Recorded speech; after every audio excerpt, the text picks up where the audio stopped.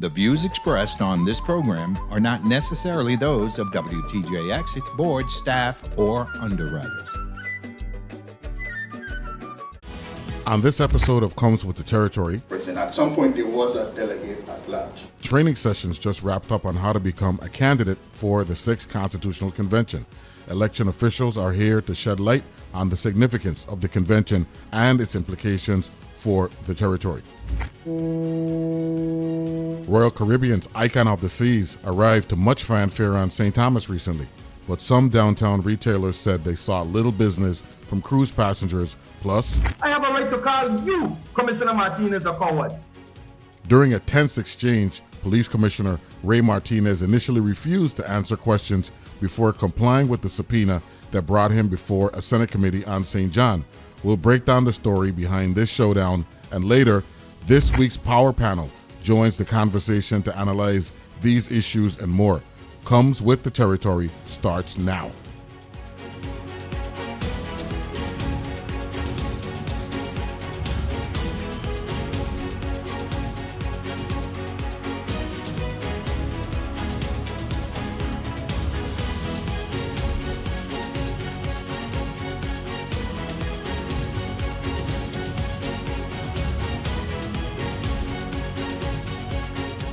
Welcome to Comes with the Territory. I'm Neville James, sitting in for Leslie Commission. With the 6th Constitutional Convention looming, initiatives are underway to ensure citizens have the necessary resources to get involved. The election system of the Virgin Islands recently conducted trainings on St. Thomas and St. Croix to assist individuals in completing nomination papers for the 6th Constitutional Convention. Any other questions? The training covered candidate requirements, necessary documents for submitting nomination papers, and other important election details. Governor Bryant enacted legislation last year to establish and finance the 6th Constitutional Convention of the Virgin Islands. This convention will decide on adopting a new constitution using the 5th constitutional draft or incorporating the revised Organic Act into the territory's constitution. In this year's general election, delegates for the 6th Constitutional Convention will be elected. The convention is scheduled to convene in January 2025 and produce a proposed constitution by October of 2025. The proposed constitution will then undergo a binding referendum in November of 2026. If approved by voters, it will become effective on March 31st, 2027. We're privileged today to have two insightful guests join us to discuss the 6th Constitutional Convention. Attorney Arturo Watlington Jr. is a member of the Board of Elections with past experience as chairman. And joining our show from the St. Croix studio is Mr. Terrell Alexandre, St. Croix Deputy Supervisor for the Election System of the Virgin Islands. Welcome to the show, gentlemen. Thank you, Neville, for inviting us. First of all, official, good to see you, Mr. Watlington. For the record, you three-term senator from the District of St. Thomas, St. John, but you also serve as a member of the most recent Constitutional Convention in 2000 that lasted from election in 2007 up until 2010. Correct. Now, let's do some history. When you were on the 5th Constitutional Convention, 30 members. Correct. We did our homework, Mr. Watlington. The first two Constitutional Conventions, 1964 to 1965, and in 1971, there were 33 members to include all 15 senators. Then in 1977, we had 60 members. That's the high point number with respect to representation for a Constitutional Convention. In 1980, 30 members, and then most recently in the 5th Constitutional Convention with 30. The new law actually calls for 15 members. So let me ask this question, which you haven't gone through the process. You think that's a step in the right direction, sir? I believe so. I think it should have less rather than more. The 30 members and my experience on the 5th Constitutional Convention proved to me that that huge body wasn't cohesive enough to get results. So more members increase the potential for acrimony, for lack of a better term? Correct. Okay, good. Before I go to Mr. Alexander to talk about the educational process, I want to ask for your personal opinion. Why do you think we have failed in 5 attempts to actually adopt a constitutional convention for the people of the Virgin Islands? Because we had some headstrong people who believe there is something called Virgin Islands native rights. But aside from that, and that's a legitimate point, with all of that intellectual capacity we've had, when you look at the names who have served on constitutional conventions, it is a virtual who's who. I'm going to just reference the first four presidents or chairmen: Aubrey Andrews, Earl B. Otley, former Governor Alexander Farley, Mr. Rupert Ross, Gerard Los James II, who's Lieutenant Governor. We really ain't got no excuse as it relates to intellectual capacity to not adopt a constitutional convention. But personalities, I guess that's a dynamic that's hard to actually contain. I was surprised by how vehement many of my colleagues were with the native Virgin Islands issue. Native versus naturalized, or Native Virgin defining Islands a right. native Virgin Islander? Native Virgin Islands rights, having rights superior to any other citizen of the United States. Do you think that was, without a doubt, the main masking agent that undermined us adopting a document in the most recent Constitutional Convention? At least the last two. At least the last two. Wow, that's awesome. Joining us from St. Croix, Mr. Terrell Alexandre, Deputy Supervisor for the Board of Elections for the District of St. Croix. Good evening, Mr. Alexandre. Welcome to Comes with the Territory. If you will, please speak to the educational component that is required for all Virgin Islanders to play a role in this process of hopefully adopting a constitutional convention for the people of the Virgin Islands. We started off the 2024 election cycle, and we decided to first educate potential candidates for the delegates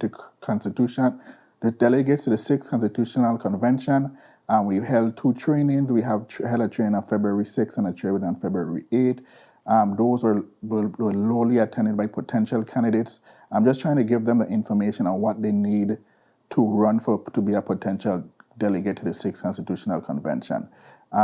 You can always reach out to the office to find out more information. In the coming weeks, we're going to be launching additional training that will more be geared to voters to educate them on the Sixth Constitutional Convention, because there are individuals in the community who does not know that there is a Sixth Constitutional Convention. Now, let me ask you this question. The educational component that the election system has incorporated in its election cycle to cycle process, this isn't just limited to the Constitutional Convention. This is a built-in dynamic with the election system, correct, as it relates to elections? Correct, and we do offer additional training. Like the next training that we have is for candidates who will be running for the delegate to Congress, the senator at large, the Senate, Board of Education, Board of Election. Those trainings are scheduled in March, and then we have an additional training scheduled in April for the campaign disclosure. Anyone could attend if you just have an interest or you be a potential candidate. It's free to attend. There is no cost. Based on what you see right now, do you think that there's anything that needs to be amended, given what the 33rd or 34th legislature adopted in attempting for us to get to the process of a Sixth Constitutional Convention, based on what you've seen so far? Yes. There were numerous changes that had to be done to the Act 8681, which created the Sixth Constitutional Convention. A majority of them were done by the 35th legislature, but there's still at least 3 items that's outstanding. Currently, there is the Section 3 where it lists that there should be 15 delegates to the Sixth Constitutional Convention, 7 from the island of St. Croix, 7 from the island of St. Thomas, and 1 from the island of St. John. We understand how the individuals from St. Croix and St. Thomas are going to run, but what we did not understand was how the individual from St. John is going to run. Typically, the person who runs from St. John, they would run as an at-large candidate. The other issue was that it removed the number of signatures an at-large candidates were required to obtain. We were recently contacted by the Senate President Office, and we're working to get that amendment passed. The goal is hopefully have it passed in the March session. Now, based on what Mr. Alexandre said, Attorney Watlington, and you have served as a Board of Election member for how many years? Most of the 2020s, from I guess from The new 2000. millennium? Yes. The new millennium, and you've also served as a senator, and you're also a lawyer. Does Reynolds v. Sims and Baker v. Carr have a underlying question that needs to be answered based on what Mr. Alexander said as it relates to representation? Well, for the purpose of the Constitutional Convention, I wouldn't find that to be an issue. Okay.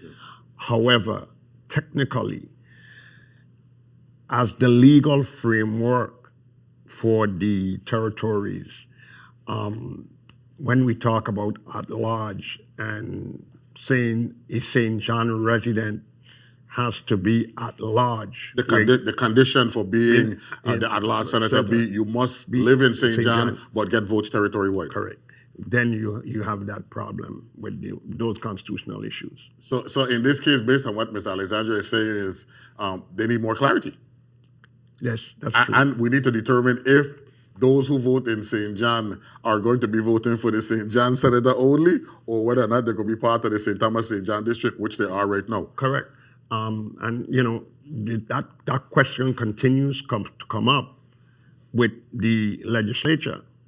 Is it proper to have a set aside for the island of St. John based on the one man, one vote rule? And one man, one vote, exactly. Actually preempted me there, which is where I was going. But in reality, the reason why we bring that, and for those who are not aware, the differential in residents in St. John as opposed to St. Thomas and St. Croix is significant. Correct. Like 10%, right? Of something like 4,000 as opposed to 40,000 in St. Thomas Correct. and St. Croix, and that's why the one man, one vote principle has to apply. Because if in fact we were to allow the vote to go based on population only, then in effect St. John would be overrepresented, right? Correct.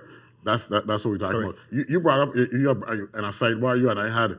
I asked a question with respect to one of the issues that we had while you were serving as a senator between 1991 and 1997. You brought up the focus at that point wasn't so much a constitutional convention, but it was about status. And we had a vote, I believe, in October of 1993, right. And that failed. Poor representation. I think we needed a 50% plus one Correct. of registered voters, right?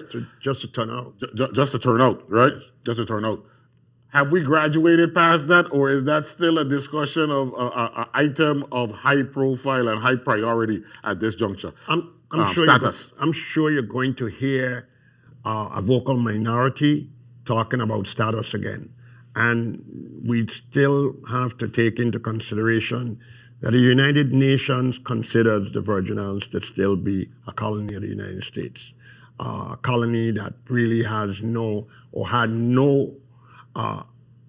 opportunity to define their status, their self-determinative status. That's a legitimate question, don't you think?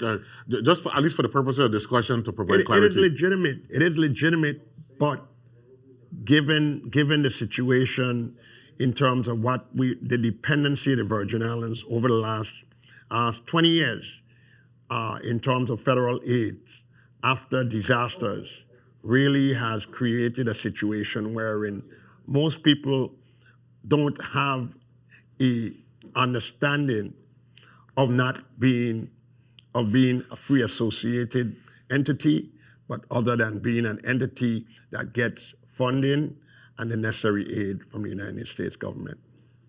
Mr. Alexandre, you conducted trainings for those potential candidates seeking to be members of the 6th Constitutional Convention. What other kind of paraphernalia are you making available for the general public at large for them to get more educated as to why the Constitutional Convention happening, the Constitutional Convention ultimately ending up with a document that would be representative of the people of the Virgin Islands is so important? As of right now, we're currently still in the discussion phase of what we're going to be providing to our voters. As of right now, we know the only thing that we're going to be providing, I can clearly state, is what are the requirements of what are you voting for, and that's for the delegates. That a voter can only vote for no more than 7. We have a meeting scheduled in the next couple of days, and we decide what we're going to provide to our voters. Let me come back to you, Mr. Watlington. Looking back at where we are as a people, and you mentioned the fact that through the eyes of the United Nations, we're a colony. We've been electing our own governor since 1970. This is 54 years into the making because we're now in 2024. We've had 4 constitutional conventions since then. What do you think, aside from the native Virgin Island issue, are areas of high priority as it relates to when, if and when, the 6th Constitutional Convention convenes? I'll have to. Some of the items in the 5th Constitutional Convention has gone out of my head, and it was a kind of a very unfortunate experience for me, having to sit through a lot of the sessions. But the native special rights for native Virgin Islanders was one that permeated the entire process. It was that dominant an issue that, yes. that other issues that deserve collective attention did not receive it? I believe so. And that clearly was contra the U.S. Constitution. Whether we like it or not, until and unless we are not part of the United States, then any constitution that we adopt has to be consistent with the tenets and the provisions in the U.S. Constitution. 30 members down to 15, step in the right direction. I believe that. I believe so. In that regard. Now, we're in a technological era, Turu, where information that may not have been accessible, I think that's a proper term. Let's say in the 1971 and 1977, the 2nd and 3rd Constitutional Conventions. In this day and age of internet, literally everything that is done or said at a Constitutional Convention meeting, by that evening, the public is aware of it. And even in 1980, I was even a candidate for that in that election. In 1980? Yes, Yeah. and I almost challenged the same one vote, one man, because St. John had, I think, 2 or 3 set-asides. Wow, that's interesting. Let me ask Mr. Alexandre this question. Mr. Alexandre, one of our concerns over the years is wanting for our young people to be a part of the process, and more so. Are we going to be going into the schools looking at our 11th and 12th graders, because they may be 16 and 17 now, but they'll be of voting age at some point down the road in 2024? Yes. Last year we kicked off the Civic Matters Bowl. We found that it was a way to get into the schools. We did reach out to the different teachers, and we're very grateful for the assistance that we got. We're going to build up on that relationship to build our next set of voters. We would like to see those statistics improve over the years. As everyone know, our lowest voting statistic is in the 20 to 29, and our highest is in 60 and up. That is very, very important. And as we wrap up this segment of the show, Attorney Watlington, give me your gut feeling with respect to the potential on a scale of 1 to 10, with 1 being low and 10 being very high.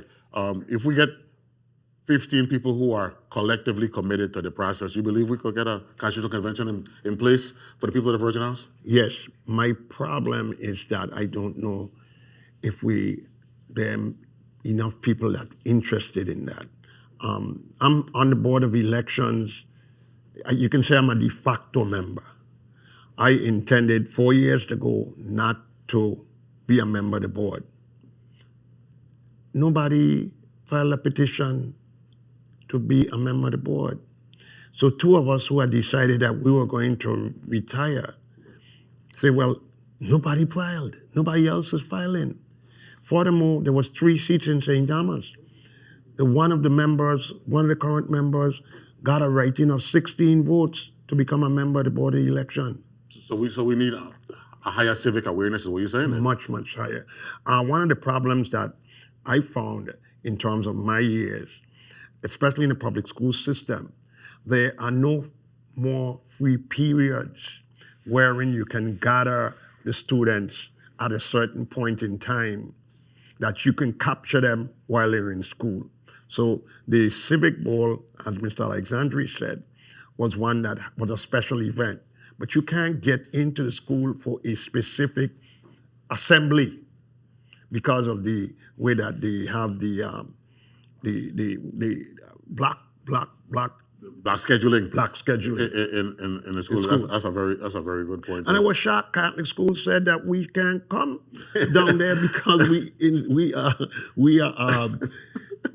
a political entity. Yeah, we instituting politics into the school. Well, I want to go back to Ms. Alexandra. Ms. Alexandra, can we get a final word encouraging the people to be more astute and aware as to how important the 6th Constitutional Convention can be and should be? Definitely. That is your right. Many of our forefathers died to give us this right to register to vote. At any time there's an election, you should always exercise your right. The election system will be doing its part to educate our voters, to ensure that they're very knowledgeable about the process. You could always reach out to our offices. There's one in St. Croix, one in St. Thomas, and one in St. John. For the latest and most up-to-date information, you can always get it at our website, vivote.gov, or simply our Facebook page, the Election System of the Virgin Islands. Dr. Alexandre, Deputy Supervisor for the Virgin Islands Board of Elections on St. Croix, thank you very much for joining us. And Arturo Watlington Jr., Thank you. former 3-term senator, current member of the Board of Elections, and also a past member of the Constitutional Convention. Thank you very much for joining us this evening. Appreciate your presence. My pleasure. You got it. Up next, we'll hear from this week's Power Panel. But first, let's look at the topics on tap for the discussion. Royal Caribbean's Icon of the Seas made a splashy arrival into Crown Bay, St. Thomas on January 31st.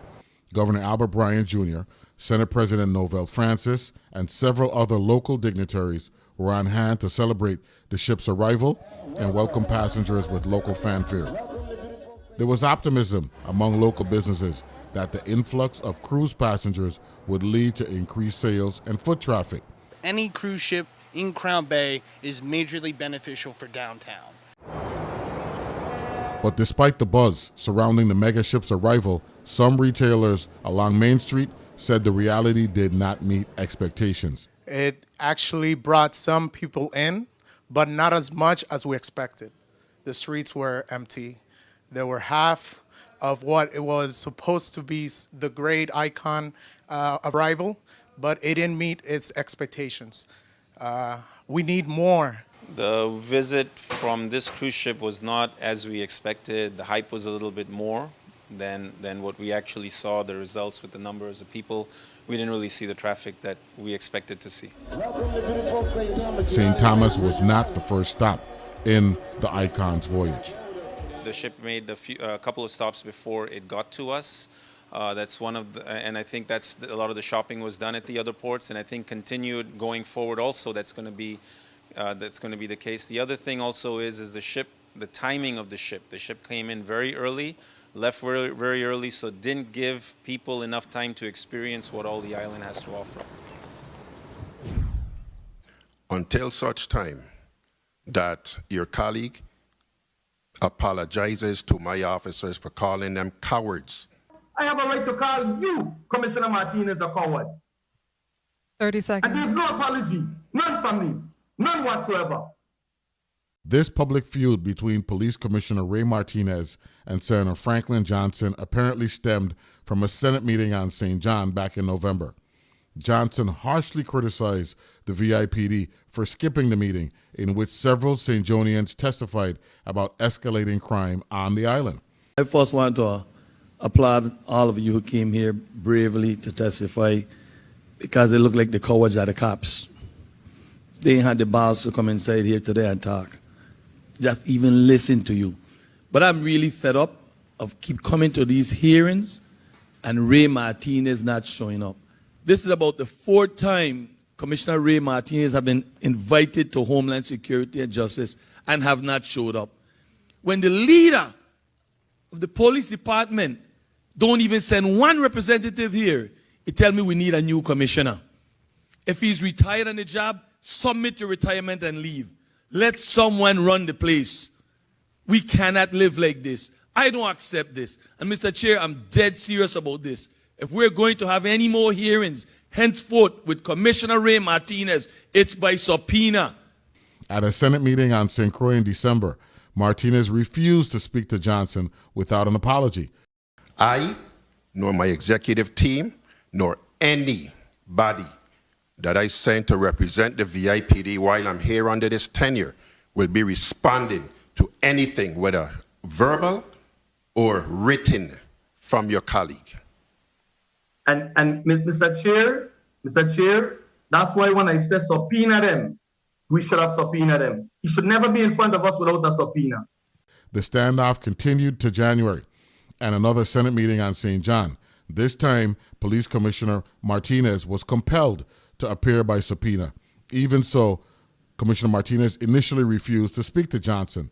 I will answer every other senator in here, with the exception of him. His defiance prompted Committee Chair Senator Kenny Gittens to intervene. The subpoena is clear on what we expect. Senator Johnson is a member of this body. Yes, he is. And as such, he has all rights and authority to question the testifiers before us. And we expect a response. Martinez eventually complied and answered Senator Johnson's questions, but not before vowing to file a complaint. I will tuck my ego today, okay? And I will file a complaint with you. Okay, but I want the record to reflect that as well, that no one on this committee has addressed those derogatory statements, and they should not require a complaint. Okay, you were all here. Joining our panel for this episode, I have with me former Senator Donald Dux Cole. Joining the discussion from the WTJX studio on St. Croix is attorney Key Walker, founder of the Walker Legal Group. And joining us virtually from Maryland is retired educator Gerard Emmanuel. Welcome to the show, everyone.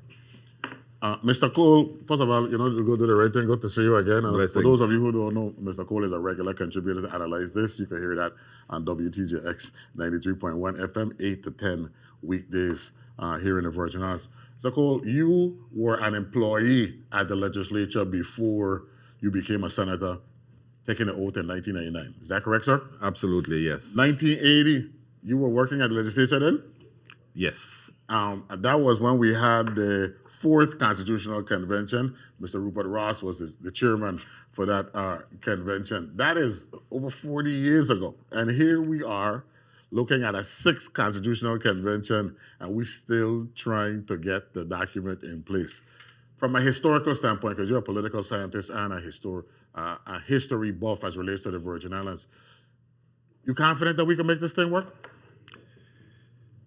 With the reduction in membership, because as this is a significant reduction, we're at 15, given the language of Act 8681, which mandates the membership of the 6th Constitutional Convention. Yes, I believe we can make it work with that reduction. You have that wide span of members there. You have so many differing views that are coming in. And if you have strong members on the commission who have the ability to convince or sway others to their point of view, you're going to have problems. And that is what I saw happening in those constitutional conventions. Now, Attorney Walker, you're a daughter of the soil. You understand the importance of us working within the framework of putting a document together that is not in contravention of federal law, because we still are an American jurisdiction. We had memberships of 33 and 33 in the first 2 Constitutional Conventions.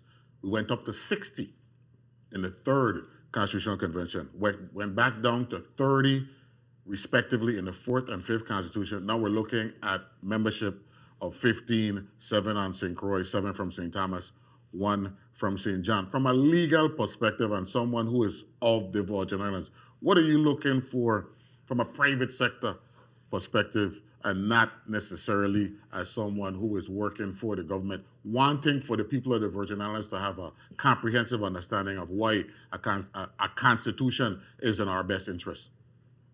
I'm looking for expediency, because when you're asking Senator Cole where he was in 1980, and where I've been reading recently some comments from Mr. Emmanuel as to this dating back even before 1977, which is before I was born, it's just time that we have a constitution. And I'm a proponent of us adopting the revised Organic Act as our constitution and amending it. I think we can't afford to keep dragging this on and having the 6th, the 7th, and the 8th. Adopt what we already have, make it quick, and just make the amendments so that it's a document that we really want. So as a private sector member, I'm just looking for expediency and saving money. Mr. Emmanuel, you were a member of the 5th Constitutional Convention. Some might love the Virgin Islands as much as you, but they can't love it more than you. What are we looking for? What do we want to represent us as a people in this 6th Constitutional Convention and ultimately the document that will speak for the people of the Virgin Islands? Well, first of all, thank you for inviting me. And it's a privilege to be on a panel with Attorney Walker, whose family I know very well. I don't think she knows me. And of course, Donald Ducks Cole, who I know very, very well as well.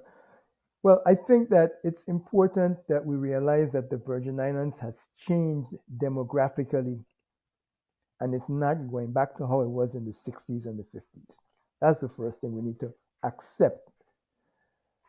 Based on that, arguing for native rights and those types of things, that's a 20th century concept. It does not fit into this environment of today.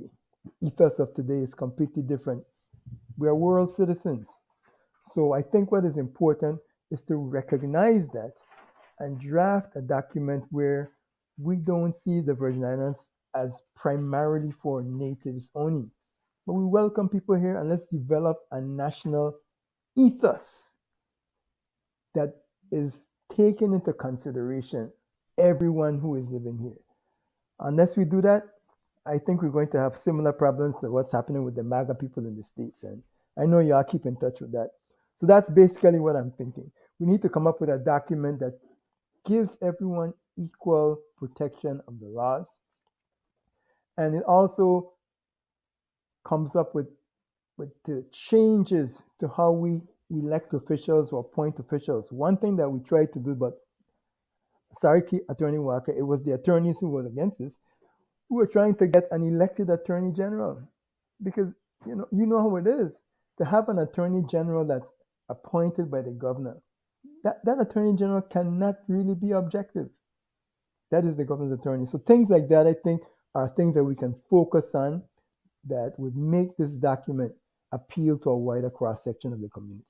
That's a very comprehensive answer. I want to have a boomerang discussion, so going back to Attorney Walker. Attorney Walker, what you heard from Mr. Emmanuel, does that actually comport with what you're looking for? Because it sounded like he was directly responding to what you said. As far as recognizing that there are certain concepts from the prior Constitutional Convention, like the focus on native rights, I agree with Mr. Emmanuel. The community has changed. And while, I would benefit from the native right language that was proposed, I also understand that that's not going to pass constitutional muster. And that's why I made my initial statement. We already have a document that we've been operating under. I think we should tweak that document and just make this a more expeditious process so we can finally have an actual constitution in place that we want. And Dr. Cole, you and I speak about this all the time. You and I have roots in the Eastern Caribbean. The Virgin Islands is a melting pot, an unquestioned melting pot. We can't be thinking 60s, 70s, 80s in the 2020s. We're not ignoring the importance of the 60s, 70s, 80s, and 90s, but we have to be realistic. We have to be realistic, and Mr. Emmanuel hit the nail on the head. The fact remains, the people who are going to be voting for the Constitution here in the Virgin Islands, when you look at where they migrate from and where they are today, are not going to vote for a Constitution that's going to totally take them out of the process of the Constitution of the Virgin Islands. So it's dead on arrival if those languages are still a part of the Constitution. I agree with Attorney Key Walker. I too would want to see the adoption of the Organic Act, and then we amend the Organic Act. Others might say the 5th Constitutional Convention, and the document that came out of there was good, with the exception of the objection to it. So that's a ground where I believe those who are coming to look at, but the Attorney Walker is, more knowledgeable as to the laws of the Virgin Islands than I am. But we have adjudicated laws under the Organic Act of 1954 as amended. Is that the case laws, the Virgin Islands Code, all of those things are a part of, were put together under the Organic Act of the Virgin Islands 54 as amended. I believe that we can do that. So basically you're saying we have the foundational framework. It is for us to be creative and innovative and at the same time respectful of what we're living under right now when we look at putting a document together. Absolutely. Okay. And the thing is, the Organic Act of 36 that was created, basically the language of that, Virgin Islanders were part of that. You're Correct. talking about the great Rothschild Francis and these individuals who went to Congress, and they were part of forming that document. So when we talk about Congress giving it to us, they had an input from those great Virgin Islands. Let's go on to our next topic. The world's largest cruise ship, Icon of the Seas, made a visit here to the Virgin Islands. Did the hype translate to the business for local retailers? Impact of cruise passenger spending, etc. This is an issue that we'll be doing. I want to start with you, Attorney Walker, and cycle my way back. The reality is cruise ships now have literally everything that was on land is now on the ship. We're in a completely different foundation as it relates to cruise ship travel.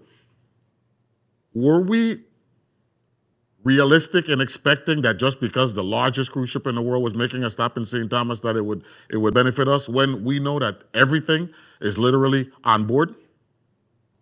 I don't think it was realistic. I mean, I think I was last on a cruise maybe 6 years ago, and there are shops on the cruise ship. So I think, passengers have also changed. You have passengers who are looking for experiences and excursions and not necessarily just to shop. And to the extent that the tourism is changing, I think our product has to change with the times as well. So I do think this expectation of a lot of shoppers commensurate with the size of the ship, I think was unrealistic given the times. Gerard Emmanuel, you're a history connoisseur par excellence. Do you think it's now time that we know cruise ship passengers looking for vacation, but should we now be kind of imposing an educational component on cruise ship passengers to get them off the ship? Because as it stands right now, if the ship providing all the amenities, then we got to do something differently to benefit with cruise ships of this magnitude coming to the Virgin Islands. It is interesting that you asked me that question because I just came off of one, which was once the largest cruise ship in the world, the Enchantment of the Seas. And we went to Mexico and Cozumel and Belize, where the song just like Virgin Islanders. And I think that both Mr. Cole and Attorney Walker are correct. We have to come up with a different way of attracting people. We can't just expect everybody to want to go into the cruise ships. I don't know what was on the dock. Normally there's some type of activity on the docks, but there have to be a lot of tours, a lot of innovative things, because the Virgin Islands is one of the most beautiful islands. I mean, beautiful set of islands in the Caribbean. All of them are beautiful. But we have to be unique. We have to be creative. And the cruise ships probably have to invest in something that's going to bring the people there. Do some type of offer with discount on the ship. There are a number of things that could be done. We've had this discussion over and over. Main Street used to be an unquestioned magnet as it relates to cruise ship passengers. That is no longer the case.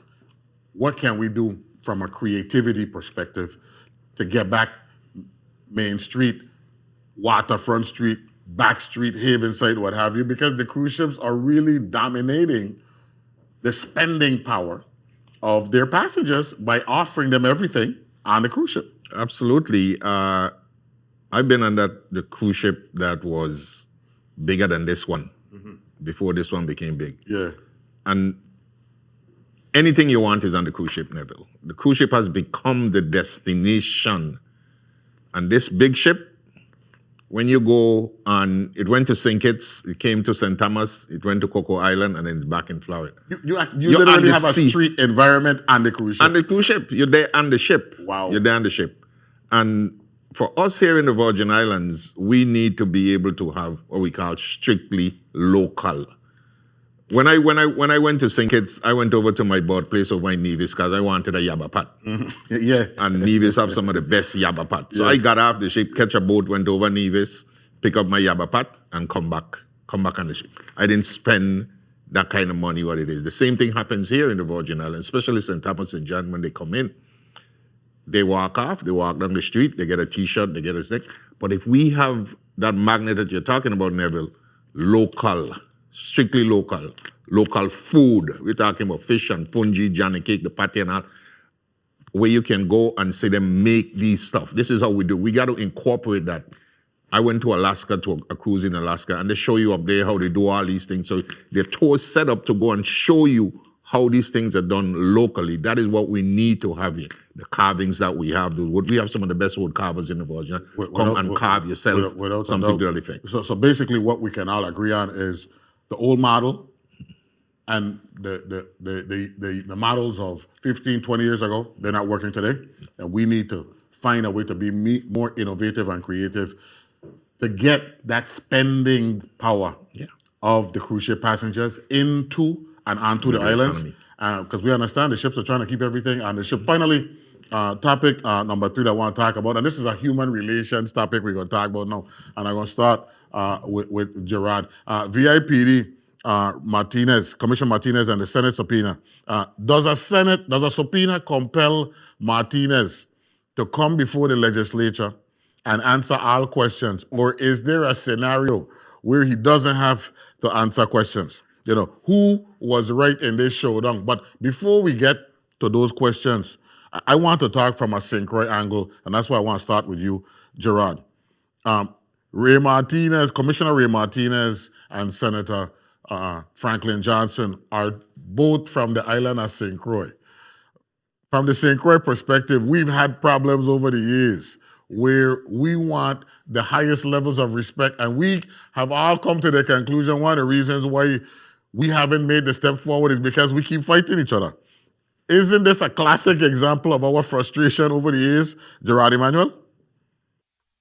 Yes, but to answer the legal part of your question, I would defer to Attorney Walker and to Senator Cole. Well, I was speaking about it, but just from a human relations and a St. Croix issue, a district issue. Yeah, well, it hurts me to see that. When it was very difficult for me to watch it, and I watched it about 3 or 4 times, and I was almost in tears because I know both of them, and I know that that's not who they are. But sometimes when you start running down a road, it's hard to come back up, and then your ego gets involved. But I think that they probably are shaking hands now and they're resolving it. I hope it wasn't just a show just to get votes. I don't think so. But you never know. After looking at what's happening up here in the States, I don't know with AI and all sorts of things. I don't know what is true anymore. I like that one. Before I bring in Dusko, because you and I solve, so we could speak to the actual on the floor sentiments that were going on. I want to bring in Attorney Walker. Attorney Walker, talk about, educate the audience as to the power of a subpoena in principle. I mean, you're basically compelling someone to appear. You're compelling them to show up. Does that mean they're forced to answer each and every question? Not really, because honestly, what happens if they don't? If this were a court of law, they would be compelled to appear, but not necessarily have to answer each and every question. So I think, there's a little distinction there. But I think what happened with these 2 individuals falls outside the realm of a subpoena power. I think that the commissioner was personally offended as the leader of the VIPD to have the members of his team called cowards, especially after they just lost a member. So I believe that he felt passionately about it. And I think, introducing this subject matter of a subpoena compelling him to appear, okay, fine, you compelled him to appear, but that doesn't compel him to respect you. And I think that's what's happening here. That's an excellent point. And, Doug School, you serve 6 years in legislature. I serve 12 years in legislature. Sometimes tempers get the best of us. But at the end of the day, it's about mutual respect, isn't it? It's absolutely mutual respect. You have to respect where you are. One of my professors told me, where you sit is where you stand, right? You sit as a senator, you stand as a senator. You sit as a commissioner, you sit as a commissioner. The work of the people of the Virgin Islands is more important than my ego and your ego and each personal ego. I've seen it, we've seen it throughout the legislature, and the passion comes in, but respect, it's total respect. Respect for your position and respect for mine. And when we see that, we talk about the community and children in this community, they're looking at that and they're saying, look at what is going on. These people are at the highest level, elected, appointed at highest level, and this is how they behave. How do you expect us to behave? It's all about respect, Neville. And it's hard for us to process when you use the term coward, right? And particularly when it comes to law enforcement. That's the opposite end of the spectrum as it relates to what you're expecting from law enforcement, because you don't want cowards out there protecting the people. But the coward in the context in what was it? How was the term used in the context? Coward. What's a coward? Mm-hmm. Because those officers who put on that uniform and go out there and put their lives on the line cannot be cowards. They cannot be cowards because they don't know if they're going to go back home to their children or the wife that next day. So in essence, they can't be cowards. But cowards in what context are they using the term?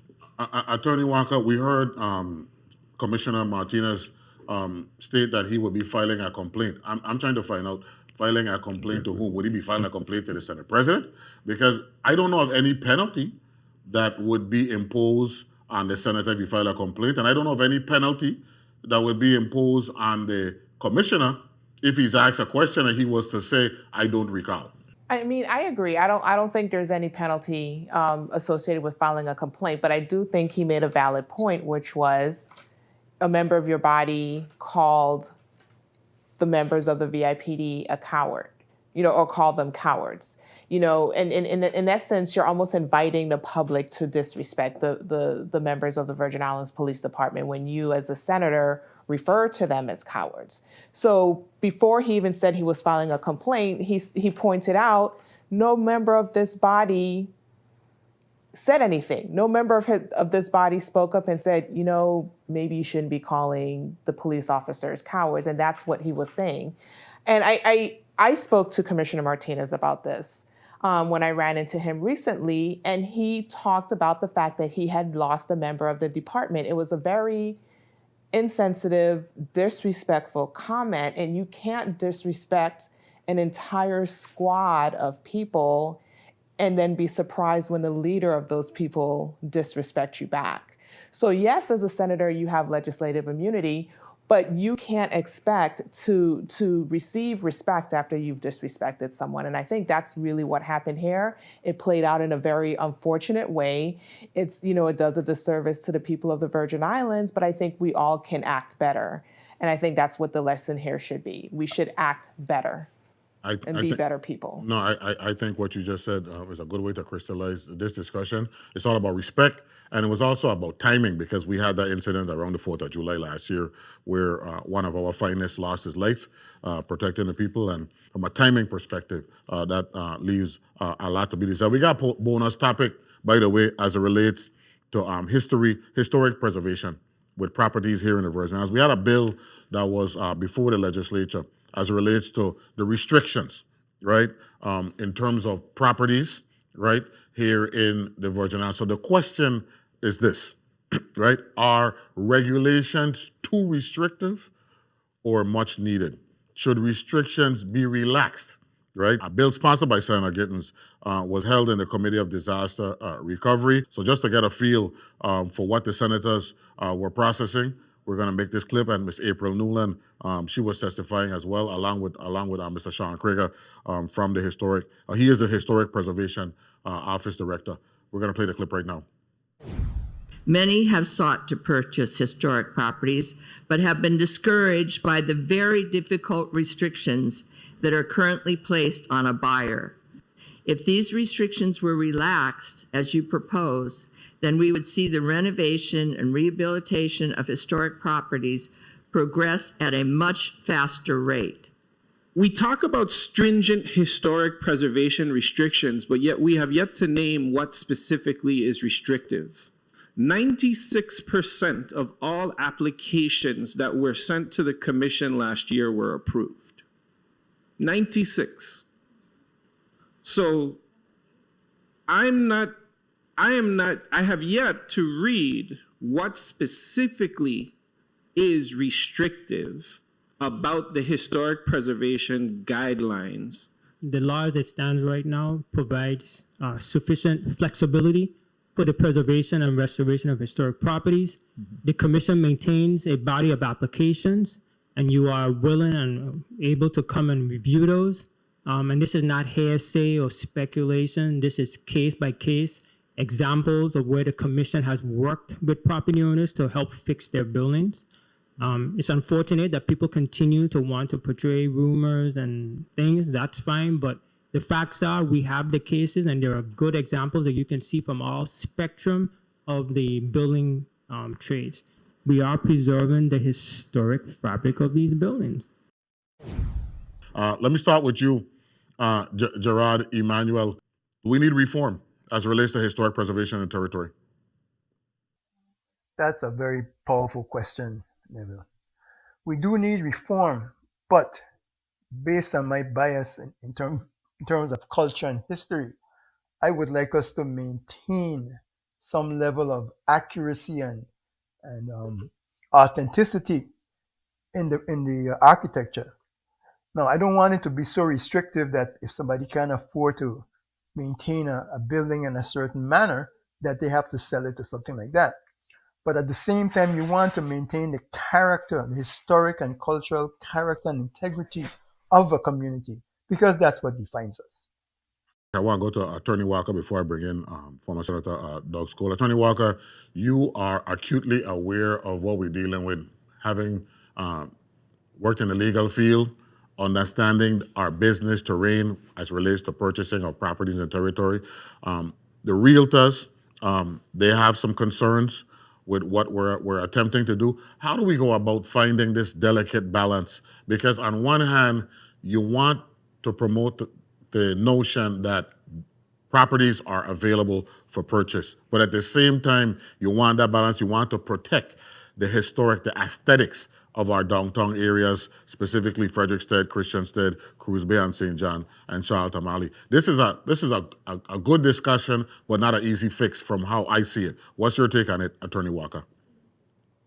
You know, honestly, I lean towards the maintaining the restrictions. I was persuaded by the testimony of the commissioner that 96% of the applications are approved. And what's beautiful about our towns, especially, is the character, and you lose the character of the towns if you relax the restrictions or you relax them too much. So yes, we want to encourage people purchasing property, and I think we can still encourage people to purchase property, but respect the restrictions that are in place. And I'm not sure that there's an unreasonable balance. I was looking at property recently and I was told, oh, well, you know, it's going to be difficult for you to build there, but if I want to build there, I will. If you want to purchase the property, you will. And until someone tells me that there's X amount of people who have refused to purchase property because of a particular restriction, which no one has told me, then I think I lean towards maintaining those restrictions and keeping them in place. Doug Skol, we got a minute and a half left. Should we relax restrictions to allow for better purchasing power, or should we always be concerned about protecting the look of our historic districts? You got to keep the historic district, as what's his name just said. I like that. We can relax, but we can't get away from the historic structure. I travel all over the place. In the Eastern Caribbean and Western Caribbean, you have these historical structures that people go and take a tour. That's part of the tour. If we keep our historical structure, it becomes a part of what we just talked about. Tourism coming in and tourists coming in and say, listen, I want to go to this historical structure. It can be marketed. But if you wash it down and say, listen, we need to do this and we have to stay with that historical structure. It has to be done. And what we have to do is we actually have to use our laws to our benefits. We have a fund the historic district revolving and renovation fund that we are not maximizing here in the territory. We need to look at our code, and we have a very comprehensive VI code, and I don't believe that we're taking advantage of that to the benefit of the people of the Virgin Islands. I want to thank Mr. Gerard Emanuel for joining us virtually from Maryland. I want to thank Attorney Key Walker from the Walker Legal Group for joining us and actually giving us an awesome flavor, that legal flavor that this discussion went. Of course, my good friend Donald Douglas Cole for joining us here as well on this edition of Comes with the Territory. That's all the show we have for today. Be sure to tune in next Sunday at 1 p.m. for an all-new episode of Comes with the Territory. In the meantime, for your news updates, tune in to the WTJX news feed on weekdays at 5 p.m. on 93.1 FM or by downloading the WTJX app or on WTJX online. I'm Neville James. For all of us here at WTJX Channel 12, have a great Sunday. Come to the Territory.